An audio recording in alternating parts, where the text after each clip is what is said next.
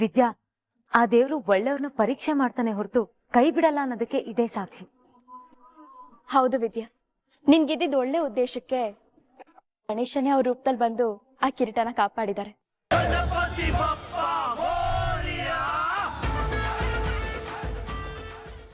ನನಗ್ ಹೊಟ್ಟೆ ಉರಿಸ್ಬೇಕು, ನನಗ್ ಅವಮಾನ ಮಾಡ್ಬೇಕು ಅಂತಾನೆ ಇಲ್ಲಿ ಕರ್ಕೊಂಡ್ ಬಂದಿರೋದಲ್ವಾ ಪಲ್ಲವಿ? ಅನಿತಾ, ಅವಳು ಚಾನ್ಸ್ ಸಿಕ್ಕಿದ್ರೆ ಸಾಕು ಸ್ಕೋರ್ ಮಾಡ್ಕೊಳ್ಳೋದಕ್ಕೆ ನೋಡ್ತಾಳೆ. ಅದ್ರಲ್ಲೂ ಇಲ್ಲಿರೋರು ಎಲ್ರೂ ಅವ್ರಿಗೆ ಗೊತ್ತಿರೋರು, ಮತ್ತೆ ಅವಳಗ್ ಸಪೋರ್ಟ್ ಮಾಡೇ ಮಾಡ್ತಾರೆ. ಅವಳ ಬೇಳೆನ ಬೇಯಿಸ್ಕೊಳಕ್ ನೋಡ್ತಾಳೆ. ಹಾಗಂತೇಳಿ ನಾನ್ ಅವಮಾನ ಅನ್ಭವಿಸ್ಬೇಕಾ? ನನ್ನ ಸ್ಥಾನನ ಬಿಟ್ಕೊಡ್ಬೇಕಾ? ಅನಿತಾ, ನಿನಗ್ ಸ್ಥಾನ ಸಿಗ್ಬೇಕಾಗಿರೋದಿಲ್ಲಲ್ಲ, ನಮ್ ಮನೇಲಿ. ನೀನು ಜಾಗ ಪಡ್ಕೋಬೇಕಾಗಿರೋದು ನಮ್ ಮನೆಯವ್ರ ಮನ್ಸಲ್ಲಿ. ಅಲ್ಲಿ ನಿನ್ ಸ್ಥಾನ ಏನು, ಅವಳ ಸ್ಥಾನ ಏನು ಅನ್ನೋದು ನಿನಗ್ ಗೊತ್ತು ತಾನೆ. ಅಂದ್ರೆ ಇಲ್ಲಿ ನಾನು ರಾಘವೇಂದ್ರ ಅವ್ರ ಜೊತೆ ಖುಷಿಯಾಗಿರೋದ್ ಬೇಡ್ವಾ? ಸರಿ ಆಯ್ತು, ಇವಾಗೇನು ಅವಳ ಅಣ್ಣನ ಜೊತೆ ಖುಷಿಯಾಗಿ ಓಡಾಡಿದಾಳ ಇಲ್ಲ ತಾನೆ? ಅವನ್ ಫ್ರೆಂಡ್ ಜೊತೆ ಅವನಿದಾನೆ, ಇವಳ ಫ್ರೆಂಡ್ ಜೊತೆ ಇದ್ದಾಳೆ. ನೀನ್ ಸುಮ್ನೆ ಅನಾವಶ್ಯಕವಾಗಿ ಟೆನ್ಷನ್ ಮಾಡ್ಕೊಂಬೇಡ. ಹಬ್ಬದ ದಿನ ನಿನ್ ಮೂಡ್ ನೀನೇ ಆಫ್ ಮಾಡ್ಕೋಬೇಡ. ನಿನ್ ಏನು ಅನ್ನೋದನ್ನ ಎಲ್ ತೋರ್ಸ್ಬೇಕೋ ಅಲ್ಲಿ ತೋರ್ಸು. ಚಾನ್ಸ್ ಸಿಕ್ಕಿದೆ ಅಂತ ಹೇಳಿ ನನಗೆ ಉರ್ಸೋ ಪ್ರಯತ್ನ ಮಾಡ್ತಿದ್ದಾಳೆ ಅಲ್ವಾ? ಅವಮಾನ ಅಂದ್ರೆ ಏನು, ಉರ್ಸೋದು ಅಂದ್ರೆ ಏನು ಅನ್ನೋದ್ನ ನಾನು ಮನೆಗೆ ಹೋಗಿ ತೋರಿಸ್ತೀನಿ. ವೋಟಿಂಗ್ ಆಗೋ ದಿನ ಎಷ್ಟು ಬೇಗ ಬರುತ್ತೋ ಅಂತ ನಾನು ಕಾಯ್ತಾ ಇದ್ದೀನಿ. ಅವತ್ ಅವಳಿಗಾಗೋ ಮುಖ ಭಂಗನ ನಾನ್ ನೋಡ್ಬೇಕು.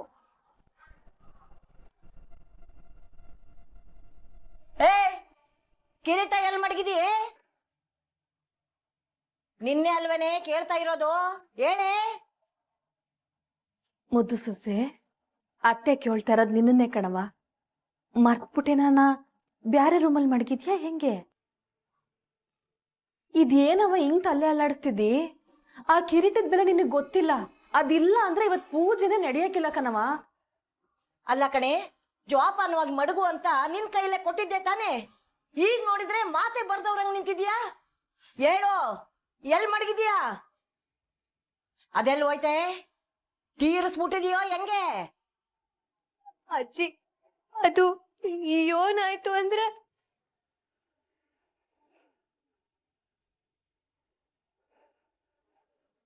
ಅಜ್ಜಿ, ನನ್ ಬಂದ್ ನೋಡೋಷ್ಟರಲ್ಲಿ ಅಲ್ಲಿರ್ಲಿಲ್ಲ. ಎಲ್ಲ ಕಡೆ ನಾನು ಹುಡುಕ್ತೆ, ಆದ್ರೆ ಸಿಕ್ತಿಲ್ಲ. ನಮ್ಮ ಮಾನ ಮರುವಾದಿ ಕಳಿಬೇಕು ಅಂತಾನೆ ಹಿಂಗೆಲ್ಲ ಮಾಡಿದೀಯೇನೆ. ದೇವ್ರೆ, ನಿನ್ನ ನಂಬಿದ್ದಕ್ಕೆ ನಮ್ಗೆ ಇಂಥ ಶಾಸ್ತಿ ಕೊಟ್ಟಿಯೇನೆ. ಅಪ್ಪ, ಈ ಕಿರೀಟಕ್ಕೆ ಏನ್ ಮಾಡೋದು? ನನ್ ಮಗ ಏನಂತವನೆ? ಅಯ್ಯೋ ದೇವ್ರೆ.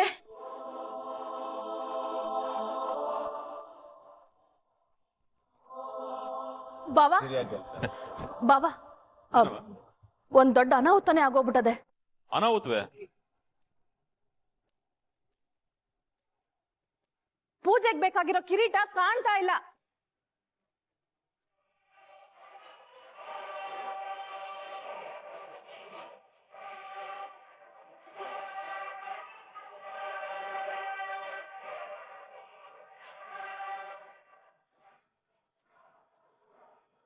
ಈಶ್ವರಿ, ಸುಮ್ನೆ ಬಾಯಿಗೆ ಬಂದಂಗ್ ಮಾತಾಡ್ಬೇಡ.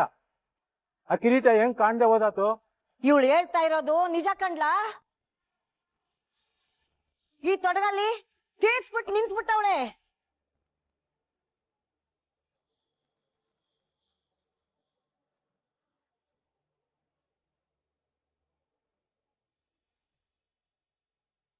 ಇದು ಶಿವರಾಮನ ಘನತೆ, ಗೌರವ, ಪ್ರತಿಷ್ಠೆ ಪ್ರಶ್ನೆ.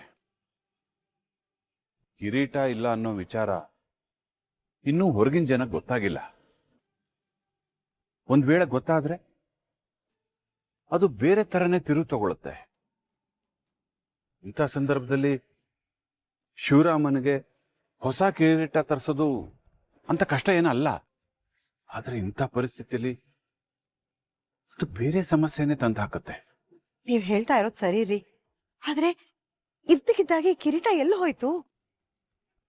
ಅದೇ ನಂಗೂ ಅರ್ಥ ಆಗ್ತಾ ಇಲ್ಲ ಗಿರ್ಜಾ.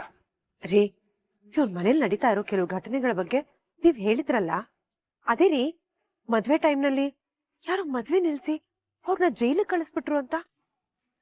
ಇತ್ತೀಚೆಗೆ ಅವ್ರ ಮನೇಲಿ ಕತೆ ಓದ್ಸಿದ್ರಲ್ಲ, ಆಗ್ಲೂ ಅವ್ರು ಬರ್ದೇ ಇರೋ ಹಾಗೆ ಏನೋ ಮಾಡಿ ಅವ್ರನ್ನ ತಡೆದ್ಬಿಟ್ರು ಅಂತ. ಇದೆಲ್ಲ ಆಗಿದೆ. ಇದೆಲ್ಲ ನೋಡ್ತಾ ಇದ್ರೆ ಯಾರೋ ಇವ್ರ ಬೆನ್ನ ಹಿಂದೆ ನಿಂತ್ಕೊಂಡು ಅವ್ರ ಬೆನ್ನ ಚೂರಿ ಹಾಕೋ ಕೆಲಸ ಮಾಡ್ತಿರ್ಬೋದಾ? ಆತರ ಯಾರು ಈ ತರ ಕೆಲಸ ಮಾಡ್ತಾರೆ ಗಿರ್ಜಾ? ಶಿವರಾಮ ಯಾರಿಗೂ ಅನ್ಯಾಯ ಮಾಡಿದವನಲ್ಲ.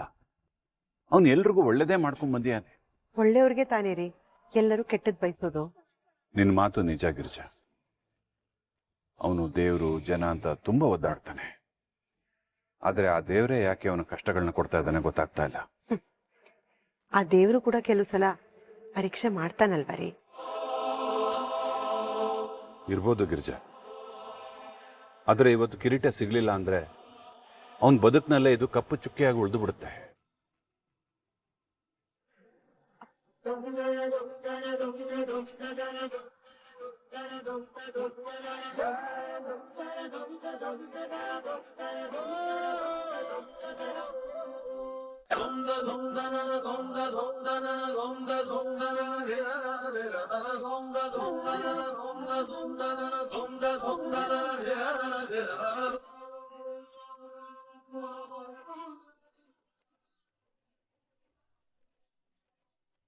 ವಿದ್ಯಾ, ಆ ದೇವ್ರು ಒಳ್ಳೆಯವ್ರನ್ನ ಪರೀಕ್ಷೆ ಮಾಡ್ತಾನೆ ಹೊರತು ಕೈ ಬಿಡಲ್ಲ ಅನ್ನೋದಕ್ಕೆ ಇದೇ ಸಾಕ್ಷಿ. ಹೌದು ವಿದ್ಯಾ, ನಿನ್ಗಿದ್ದಿದ್ ಒಳ್ಳೆ ಉದ್ದೇಶಕ್ಕೆ ಗಣೇಶನೇ ಅವ್ರ ರೂಪದಲ್ಲಿ ಬಂದು ಆ ಕಿರೀಟನ ಕಾಪಾಡಿದ್ದಾರೆ.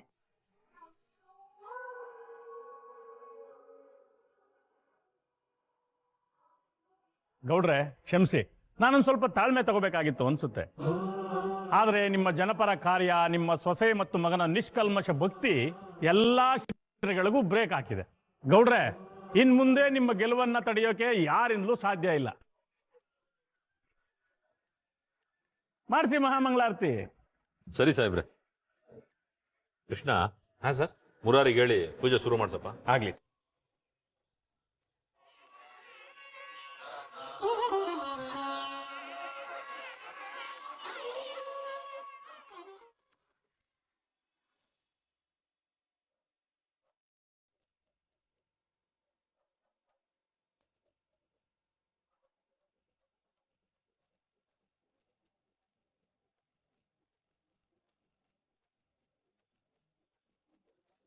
ಜೈ ಗಣೇಶ, ಜೈ ಗಣೇಶ, ಜೈ ಗಣೇಶ, ಜೈ ಜೈ ಜೈ ಜೈ ಜೈ ಗಣೇಶ, ಜೈ ಗಣೇಶ, ಜೈ ಗಣೇಶ, ಜೈ ಜೈ ಜೈ ಜೈ. ಭಕ್ತರತ್ನಮೋದಕಂ ಸದಾ ವಿಮುಕ್ತಿ ಸಾಧಕಂ ಕಲಾಧರಾವತಂಸಕಂ ವಿಲಾಸಿ ಲೋಕರಕ್ಷಕಂ ಅನಾಯಕೈಕನಾಯಕಂ ವಿನಾಶಿತೇವ ದೈತ್ಯಕಂ ನತಾಶುಭಾಶುನಾಶಕಂ ನಮಾಮಿ ತಂ ವಿನಾಯಕಂ.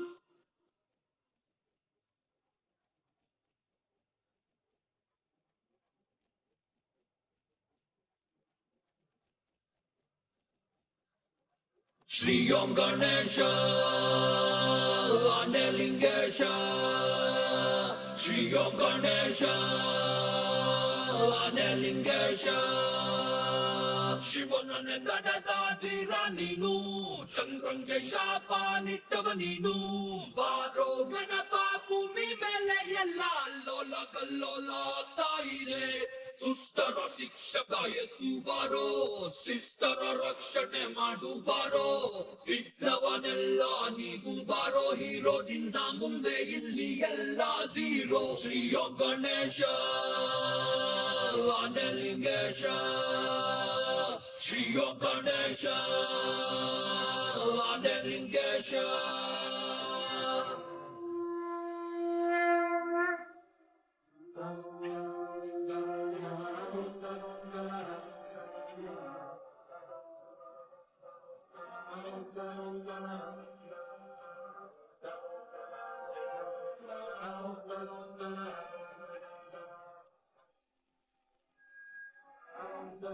ಶ್ರೀ ಶ್ರೀ ವಿದ್ಯಾ ಗಣಪತಿಗೆ.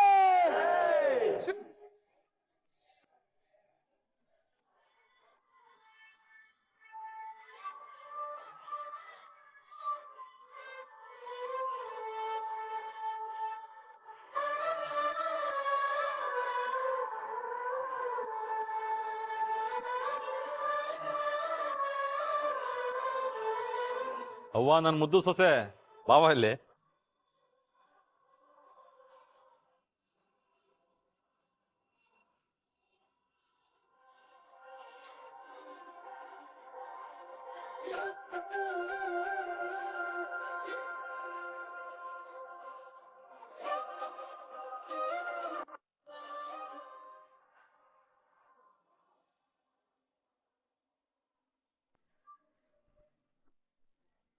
ಅಣ್ಣ ನೀವ್ ಯಾರು ಅಂತ ನಮಗ್ ಗೊತ್ತಿಲ್ಲ, ಆದ್ರೆ ಇವತ್ತು ನಮ್ಮ ಅಟ್ಟಿ ಗೌರವ ನಮ್ಮ ಮಾವಯ್ಯನ್ ಮರ್ವಾದೆ ಉಳಿಸ್ಬೇಕು ಅನ್ನೋ ಉದ್ದೇಶಕ್ಕೆ ಆ ಗಣೇಶನೇ ನಿಮ್ಮನ್ನ ಕಳ್ಸಿದಾನೆ ಅಂತ ಅನ್ಕಂತೀವಿ. ನಿಮ್ ಋಣವ ನನ್ ಬದುಕಿರೋ ಗಂಟ ಮರೆಯಕ್ಕಿಲ್ಲ ಅಣ್ಣ. ಅಷ್ಟು ದೊಡ್ಡ ದೊಡ್ಡ ಮಾತೆಲ್ಲ ಹೇಳುವ. ಈಗ ನಾನು ಏನು ಅಂತ ದೊಡ್ಡ ಘನಕಾರ್ಯ ಮಾಡಿದೆ ಅಂತ ಹೊಗಳುದು ಮರೆ. ನಾನು ಎಂತ ಹೋದಂತ ಒಂದು ಜವಾಬ್ದಾರಿ ಇರುವ ಮನುಷ್ಯ, ನನಗದು ತುಂಬಾ ಮುಖ್ಯ. ಇದು ನಿಮ್ಗೆ ಸಣ್ಣ ಕೆಲ್ಸನೇ ಆಗಿರ್ಬೋದು, ಆದ್ರೆ ಇವತ್ ನೀವು ಮಾಡಿರೋದು ಹೇಳಕ್ಕಾಗ್ದಿರೆ ಅಂತ ಮಹಾನ್ ಕಾರ್ಯ.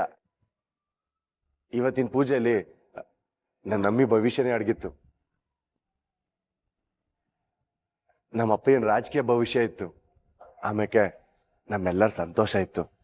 ನೋಡಿ, ನಂದೊಂದು ಗುಣ ಎಂತ ಗೊತ್ತುಂಟ, ನಾನು ಎಲ್ಲಾದ್ರೂ ಒಂದು ಕಡೆ ಹೋದ್ರೆ ಅಲ್ಲಿನ ವಾತಾವರಣವನ್ನು ಖುಷಿ ಖುಷಿಯಾಗಿಡ್ಲಿಕ್ಕೆ ನಾನು ಪ್ರಯತ್ನ ಪಡ್ತೀನಿ.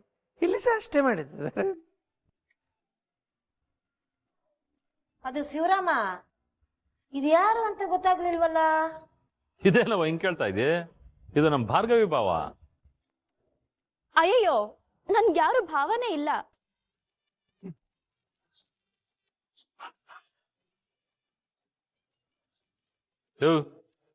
ಈಗಲಾದ್ರೂ ಹೇಳಯ್ಯ, ನೀನ್ ಯಾರು ಬಾಬಾ? ನಿಜ ಹೇಳ್ಬೇಕು ಅಂದ್ರೆ ನಾನು ಇಲ್ಲಿ ಯಾರ್ದು ಸಹ ಭಾವ ಅಲ್ಲ.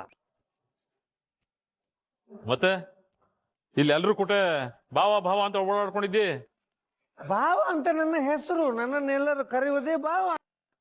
ಅದಕ್ಕೆ ನಾನು ಭಾವ ಅಂತ ಹೇಳಿದೆ ಅಷ್ಟೇ. ತಪ್ಪ? ಏನ ಭಾವನ? ಭಾವನ ಅಲ್ಲ, ನಾನೆಂತ ಹುಡುಗಿಯ? ಭಾವ ಅಂದ್ರೆ ನನ್ನ ಅಪ್ಪ ಅಮ್ಮ ನನಗೆ ಇಟ್ಟ ಹೆಸರೇ ಭಾವ.